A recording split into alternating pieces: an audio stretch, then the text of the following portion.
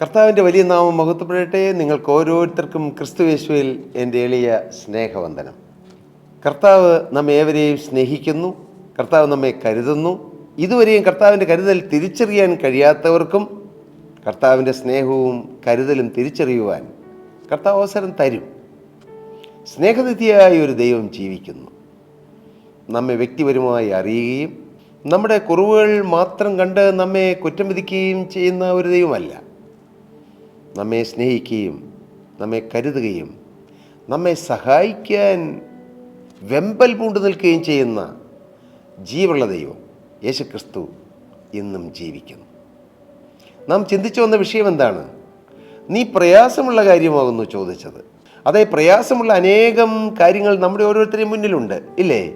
ഇന്ന് ഈ വാക്കുകളെ കേൾക്കുന്ന നിങ്ങളുടെ മുമ്പിലും പ്രയാസമുള്ള ഒത്തിരി കാര്യങ്ങൾ, തടസ്സങ്ങളായി നിൽക്കുന്ന ഒത്തിരി കാര്യങ്ങൾ, പ്രാർത്ഥനയ്ക്ക് മറുപടി കിട്ടേണ്ട ഒരുപാട് കാര്യങ്ങൾ, ഇല്ലേ? നാളുകളായി പ്രാർത്ഥിച്ചിട്ടും പ്രാർത്ഥനയ്ക്ക് മറുപടി കിട്ടാതെ വീണ്ടും വീണ്ടും പ്രാർത്ഥിക്കുന്നു. ചിലർ ഉത്സാഹത്തോടെ പ്രാർത്ഥിക്കുന്നു, ചിലർ വല്ലപ്പോഴും പ്രാർത്ഥിക്കുന്നു, ചിലർ കിട്ടിയാൽ കിട്ടട്ടെ എന്നോർത്ത് പ്രാർത്ഥിക്കുന്നു, ചിലർ പ്രാർത്ഥനയൊക്കെ നിർത്തി, കാരണം അവർ മടുത്തു. പ്രാർത്ഥിച്ചിട്ട് ഉത്തരം കിട്ടുകയാണെങ്കിൽ പണ്ടേ കിട്ടിക്കൊണ്ടേനെ, ഇതുവരെ കിട്ടിയില്ലല്ലോ, ഇനി പ്രാർത്ഥിച്ചിട്ട് കാര്യമില്ല. അങ്ങനെ പ്രാർത്ഥനയെല്ലാം മടക്കി വെച്ച് നിരാശപ്പെട്ട് കഴിയുന്നവരുമുണ്ട്. എന്നാൽ ഞാൻ എല്ലാവരോടും, നിങ്ങളോട് ഓരോരുത്തരോടും പറയട്ടെ, നിങ്ങൾ പ്രാർത്ഥന മുടക്കരുത്, പ്രാർത്ഥനയിൽ മടുക്കരുത്. തളർന്നു പോകാതെ പ്രാർത്ഥിക്കുക, പ്രത്യാശയോടെ പ്രാർത്ഥിക്കുക, പ്രതീക്ഷയോടെ പ്രാർത്ഥിക്കുക, വിശ്വാസത്തോടെ പ്രാർത്ഥിക്കുക. അത് ലഭിച്ചു കഴിഞ്ഞു എന്നോർത്ത് പ്രാർത്ഥിക്കുക, മടുത്തു പോകാതെ പ്രാർത്ഥിക്കുക. കർത്താവ് നമ്മുടെ പ്രാർത്ഥനയ്ക്ക് മറുപടി തരും പ്രിയരെ. ഇന്നല്ലെങ്കിൽ നാളെ നിങ്ങളുടെ പ്രാർത്ഥനയ്ക്ക് മറുപടി കിട്ടും. സ്തോത്രം. ഇവിടെ പ്രയാസമുള്ള കാര്യം, പക്ഷേ ഈ പ്രയാസമുള്ള കാര്യം ദൈവം സാധിപ്പിച്ചു കൊടുത്തു. പ്രയാസമുള്ള കാര്യമാകുന്നു നീ ചോദിച്ചതെന്ന് ഏലിയ പ്രവാചകൻ എലീശയോട് പറയുമ്പോൾ ഒരുപക്ഷെ അദ്ദേഹത്തിനത് മടുത്ത്, പ്രയാസമുള്ള കാര്യമല്ലേ എന്ന് നോക്കിയിട്ട് കാര്യമില്ല എന്ന് പറഞ്ഞ് വേണമെങ്കിൽ പിന്മാറാമായിരുന്നു, അല്ലെങ്കിൽ ഇനി നോക്കിയിട്ട് കാര്യമില്ലെന്ന് ചിന്തിക്കാമായിരുന്നു. പക്ഷേ ഈ പ്രയാസമുള്ള കാര്യം എനിക്ക് സാധിച്ചേ പറ്റൂ എന്ന നിർണയത്തോടെയും സമർപ്പണത്തോടെയും പ്രതീക്ഷയോടെയും പ്രത്യാശയോടെയും ഏലീയ പ്രവാചകൻ്റെ പിന്നാലെ പോവുകയാണ്. അവർ പോയത് ഗിൽഗാലിൽ പോയി, ബേഥേലിൽ പോയി, എറിഹോവിൽ പോയി, യോർദാനിൽ പോയി. ഈ ഓരോ സ്ഥലങ്ങളും ആത്മീക ജീവിതത്തിലെ ഓരോ പടവുകളാണ്, ഓരോ സ്റ്റെപ്പുകളാണ്. എന്താണ് ഈ പ്രയാസമുള്ള കാര്യം? പരിശുദ്ധാത്മാവിൻ്റെ ഇരട്ടിപ്പങ്ക്, ഏലിയാവിൻ്റെ മേലുള്ള ആത്മാവിൻ്റെ ഇരട്ടിപ്പങ്ക് പ്രാപിക്കുക എന്നുള്ള ആ പ്രയാസമുള്ള കാര്യം ഈ 4 കടമ്പകൾ കടന്നപ്പോൾ എലീശയ്ക്ക് ലഭിച്ചു. നാം 3 കടമ്പകളെക്കുറിച്ച് ചിന്തിച്ചു. എന്താണ് ഗിൽഗാൽ? എന്താണ് ബേഥേൽ? എന്താണ് എറിഹോ? ഇന്ന് നമുക്ക് ചിന്തിക്കാനുള്ളത്, നിങ്ങൾ ഈ ശുശ്രൂഷ ആദ്യമായി അറ്റൻഡ് ചെയ്യുന്നവരാണെങ്കിൽ കഴിഞ്ഞ ദിവസങ്ങളിലുള്ളതായി യൂട്യൂബിൽ ഈ വിഷയങ്ങൾ, എന്താണ് ഗിൽഗാലെന്നും എന്താണ് ബേഥേലെന്നും എന്താണ് എറിഹോ എന്നുള്ളതായ കാര്യങ്ങൾ വിശദമായി 1 or 2 പ്രസംഗങ്ങളിലൂടെ എല്ലാം പറഞ്ഞിട്ടുണ്ട്. നിങ്ങളത് ശ്രദ്ധിക്കുക. For my Jesus Saju and Sali എന്നുള്ളതായ യൂട്യൂബ് ചാനലാണ് ഞങ്ങളുടെ ഈ പ്രസംഗങ്ങളെല്ലാം കിട്ടുന്ന ചാനൽ. അതിലൂടെ അനേകം ഗാനങ്ങൾ, എൻ്റെ പ്രിയ ഭാര്യ സാലി പാടിയതോ എഴുതിയതോ ആയ ഗാനങ്ങൾ നിങ്ങൾക്ക് അവിടെ ലഭ്യമാണ്. സ്തോത്രം. വരട്ടെ പ്രിയരെ, ഈ പ്രയാസമുള്ള കാര്യം പരിശുദ്ധാത്മാവിനെ പ്രാപിക്കുക അത്ര ഈസിയല്ല. കാരണം പരിശുദ്ധാത്മാവ് അത്ര കോസ്റ്റ്ലിയാണ്. ഞാൻ പറയട്ടെ, ഈ ഭൂമിയിൽ ഏറ്റവും വിലപ്പെട്ടത് എന്തെന്ന് ചോദിച്ചാൽ ഞാൻ പറയും ദൈവത്തിൻ്റെ പരിശുദ്ധാത്മാവാണെന്ന്. കർത്താവാണ്, യേശുക്രിസ്തുവാണ് ഏറ്റവും പ്രഷ്യസ്. ഈ പ്രഷ്യസായ കാര്യം നമുക്ക് തരാൻ ദൈവം ആഗ്രഹിക്കുന്നു. പക്ഷേ ഏറ്റവും പ്രഷ്യസായ ഒരു കാര്യം വെറുതെ അങ്ങ് തരാൻ പറ്റുമോ? നിങ്ങളൊന്ന് ചിന്തിച്ചേ. നമ്മൾ വഴിയിലൂടെ നടന്നു പോകുന്ന ഒരു പയ്യൻ്റെ കയ്യിൽ, ഒരു കൊച്ചു കുട്ടിയുടെ കയ്യിൽ നിങ്ങൾ 1 കോടി രൂപ കൊടുക്കുമോ? ഇല്ല, കൊടുക്കുകയില്ല, ഇല്ലേ? നമ്മുടെ കയ്യിലുള്ള വിലപ്പെട്ട അത്ര 1 കോടി രൂപ ഒരു ആൾക്ക് കൊടുക്കണമെങ്കിൽ ആ ആളെക്കുറിച്ച് നമ്മൾ പഠിക്കും. ആൾ ഈ രൂപ എന്ത് ചെയ്യുമെന്ന് നാം ചിന്തിക്കും. ഈ രൂപ അത് കൈവശം വയ്ക്കാനുള്ള സേഫ്റ്റി അദ്ദേഹത്തിനുണ്ടോ? അതിനുള്ള സ്ട്രെങ്ത് ഉണ്ടോ? അതിനുള്ള ഡെഡിക്കേഷൻ ഉണ്ടോ? അതിനുള്ള പ്രാപ്തിയുണ്ടോ? അതെയോ ഈ പൈസ നാനാവിധമാക്കി കളയുമോ? അല്ലെങ്കിൽ ഇദ്ദേഹത്തിന് കരുത്തില്ലെങ്കിൽ അത് മോഷ്ടാക്കൾ വന്ന് മോഷ്ടിച്ചുകൊണ്ട് പോകുമോ? ഇങ്ങനെ 100 കാര്യങ്ങൾ ചിന്തിച്ചേ നാം കൊടുക്കുകയുള്ളൂ. ഇതുപോലെ നമ്മുടെ മേൽ വിലപ്പെട്ട പരിശുദ്ധാത്മാവിനെ തരുമ്പോൾ ദൈവം ചിന്തിക്കും, ഈ ആത്മാവിനെ തന്നാൽ വെറുതെ തൂക്കി കളയുമോ, നഷ്ടപ്പെടുത്തി കളയുമോ, നിസ്സാരമാക്കി കളയുമോ, വിലയില്ലാതെ കളയുമോ? വിലപ്പെട്ടതാണ് പരിശുദ്ധാത്മാവ്.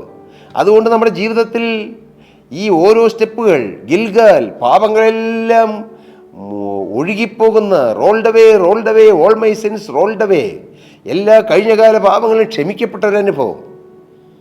സ്തോത്രം. അത് നമ്മുടെ ജീവിതത്തിൽ വരണം. വീണ്ടും ബേഥേലിനെ കുറിച്ച് ഞാൻ ചിന്തിച്ചപ്പോൾ എന്താണ് ചെയ്തത്? നാം ദൈവത്തിൻ്റെ ഭവനമായി തീരണം. Fellowship with God, worship life, ഒരു ആത്മീയ ജീവിതം, ഒരു ആരാധന ജീവിതം, പേഴ്സണൽ റിലേഷൻഷിപ്പ് വിത്ത് ഗോഡ്, ദൈവമായിട്ടൊരു വ്യക്തിപരമായ ബന്ധം വരണം. മാത്രമല്ല സ്പിരിച്വൽ ഗ്രോത്ത് വരണം. ഇതാണ് ബേഥേൽ. എന്നാൽ എന്താണ് എറിഹോ? എറിഹോ എന്താണ്? കർത്താവിന്റെ സ്തോത്രം, യുദ്ധങ്ങളും കോട്ടകളും ജയിക്കുന്ന ഒരു ആത്മീയ യുദ്ധത്തിൽ വിജയം നേടുന്ന അനുഭവം. എന്നാൽ നാം അവസാനം വന്നു യോർദാനെ കുറിച്ച് നമുക്ക് ചിന്തിക്കാം. യോർദാൻ കടക്കുക. യോർദാൻ ഒരു മരണത്തെ സൂചിപ്പിക്കുന്നു. ഞാൻ പറയുന്നത് ശാരീരികമായൊരു മരണമല്ല, നമ്മുടെ പഴയ മനുഷ്യൻ്റെ മരണം, നമ്മുടെ സെൽഫിൻ്റെ മരണം, നമ്മുടെ സ്വയത്തിൻ്റെ മരണം. കർത്താവായ യേശു ക്രിസ്തുവിനോടുകൂടി ഞാൻ ക്രൂശിക്കപ്പെട്ടിരിക്കുന്നു. ഇനി ജീവിക്കുന്നത് ഞാനല്ല, ക്രിസ്തു അത്രേ എന്നിൽ ജീവിക്കുന്നു എന്നുള്ള അനുഭവം. എൻ്റെ ഇഷ്ടങ്ങൾ, എൻ്റെ താല്പര്യങ്ങൾ എല്ലാം മരിക്കണം. പ്രിയപ്പെട്ടവരെ, പരിശുദ്ധാത്മാവിൻ്റെ നിറവ് നമ്മിൽ വരണമെങ്കിൽ, അത് നിലനിൽക്കണമെങ്കിൽ നമ്മുടെ ഇഷ്ടം എല്ലാം താഴെ വയ്ക്കണം. എല്ലാ മേഖലകളിലും, ഞാൻ പറയുന്ന ആത്മീയ മേഖലകളിൽ മാത്രം പോരാ, ശുശ്രൂഷകളിൽ, ആഗ്രഹങ്ങളിൽ, മോഹങ്ങളിൽ, പ്രവർത്തനങ്ങളിൽ, നേട്ടങ്ങളിൽ എല്ലാം പരിശുദ്ധാത്മാവിൻ്റെ ഇഷ്ടം നടക്കണം. എൻ്റെ ഇഷ്ടം നടക്കണമെന്നുള്ള കടുംപിടുത്തമുണ്ടെങ്കിൽ മകനെ, ആ പരിശുദ്ധാത്മാവ് നിന്നിൽ വന്ന് നിറഞ്ഞു നിൽക്കുകയില്ല. പരിശുദ്ധാത്മാവിൻ്റെ ഇഷ്ടത്തിന് തന്നെ വിട്ടുകൊടുക്കണം. പരിശുദ്ധാത്മാവ് നയിക്കുന്ന വഴിയിലൂടെ എനിക്ക് നടന്നാൽ മതി കർത്താവേ എന്ന് പറഞ്ഞ് ദൈവേഷ്ടത്തിന് നമ്മെ തന്നെ സമർപ്പിക്കണം. സ്വയം മരിക്കുന്ന അനുഭവം, സ്വന്തം ഇഷ്ടങ്ങൾ ഇല്ലേ? നമ്മുടെ ജീവിതത്തിൽ സ്വന്തം ഇഷ്ടങ്ങളല്ലേ അധികം. പക്ഷേ ദൈവം നമ്മുടെ ഇഷ്ടത്തിന് വിപരീതമായ ഒരു കാര്യം പറഞ്ഞാൽ അത് നമ്മൾ എത്രത്തോളം അക്സെപ്റ്റ് ചെയ്യും? നമുക്ക് ഇന്ന കാര്യം ചെയ്യണമെന്ന് തോന്നി, കർത്താവ് പറഞ്ഞു മോനെ അത് വേണ്ട, ഇന്ന കാര്യം ചെയ്താൽ മതി. നമ്മൾ അക്സെപ്റ്റ് ചെയ്യുമോ? ഒരു യൗവനക്കാരൻ ചിന്തിക്കുക, എനിക്ക് ആ പെൺകുട്ടിയെ തന്നെ വിവാഹം കഴിച്ചാൽ മതി. കർത്താവ് പറയുക മോനെ അത് വേണ്ട, നീ വേറൊരു ഇന്ന പെൺകുട്ടിയെ വിവാഹം കഴിക്കുമോ? സമ്മതിക്കുമോ? ഇതൊരു ടെസ്റ്റാണ് പറയലേ കർത്താവ്. അതുകൊണ്ട് നമ്മുടെ ഇഷ്ടങ്ങളെ മുഴുവൻ ഹനിച്ച് കളയുന്ന ഒരു ദൈവമല്ല ജീവനുള്ള ദൈവം.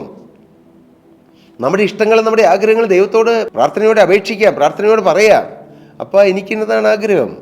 പക്ഷേ കർത്താവ് അവിടുന്ന് ആഗ്രഹിക്കുന്നില്ലെങ്കിൽ എനിക്കത് വേണ്ട എന്ന് ദൈവസന്നിധിയിൽ പറയാനുള്ളതായ ആ ഒരു എളിമയും ദൈവത്തിലുള്ള വിശ്വാസവും. നിങ്ങൾ നോക്കിക്കൊള്ളൂ, നിങ്ങളുടെ ഇഷ്ടം താഴെ വെച്ചിട്ട് ദൈവഹിതം നടക്കണമെന്ന് വിചാരിച്ച് നിങ്ങളെ തന്നെ കർത്താവിൻ്റെ കരങ്ങളിലേക്ക് കൊടുത്താൽ നിങ്ങൾ ആഗ്രഹിച്ചതിലും നനച്ചതിലും അത്യന്തപരമായി ദൈവം നിങ്ങളെ നടത്തും. ദൈവം നിങ്ങളെ ഉയർത്തും. ജീവനുള്ള ദൈവം നിങ്ങളെ സഹായിക്കും.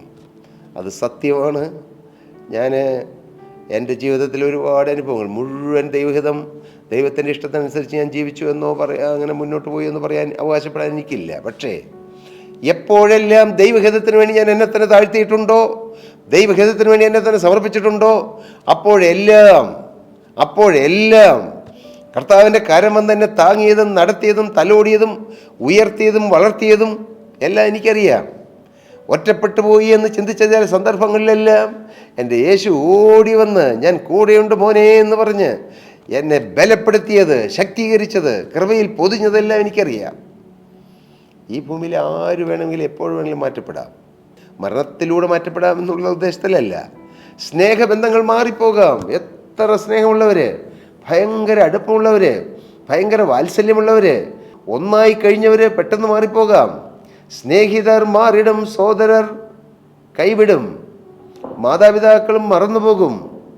എന്നാൽ മരണത്തിൻ കൂരിരുൾ താഴ്വരയിൽ കടക്കുമ്പോഴും നമ്മോട് കൂടെ ഇരിക്കുന്നൊരു യേശുവുണ്ട്.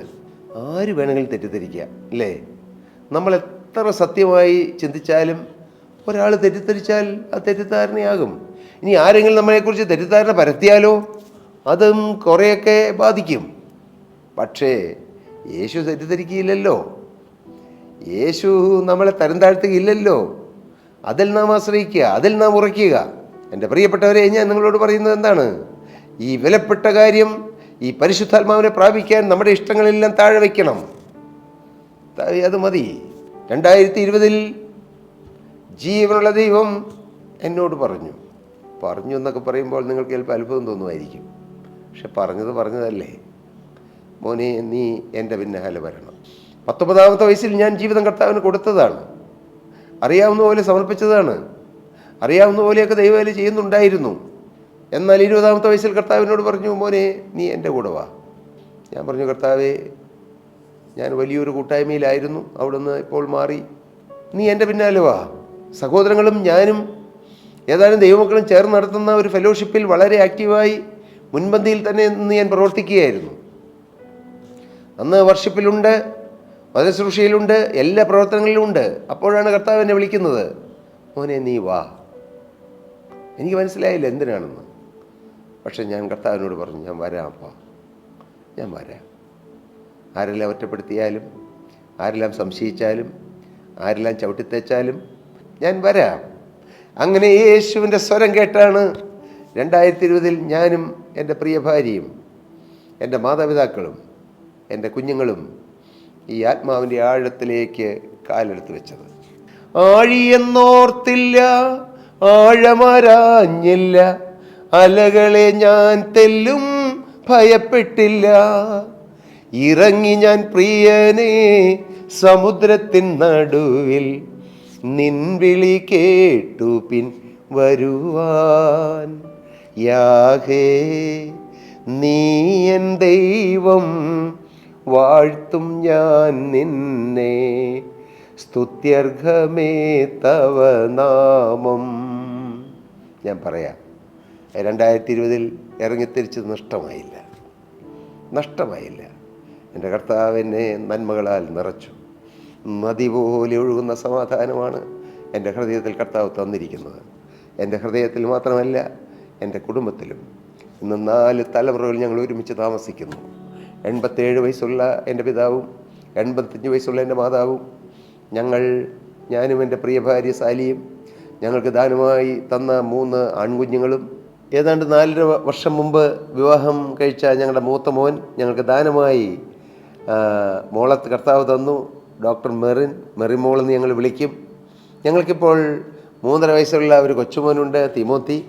അങ്ങനെ ഞങ്ങൾ 4 തലമുറകൾ ഒരു മനമായി ജീവിക്കുന്നു, ഒരു ഹൃദയമായി ജീവിക്കുന്നു, ഒരു ലക്ഷ്യത്തോടെ ജീവിക്കുന്നു.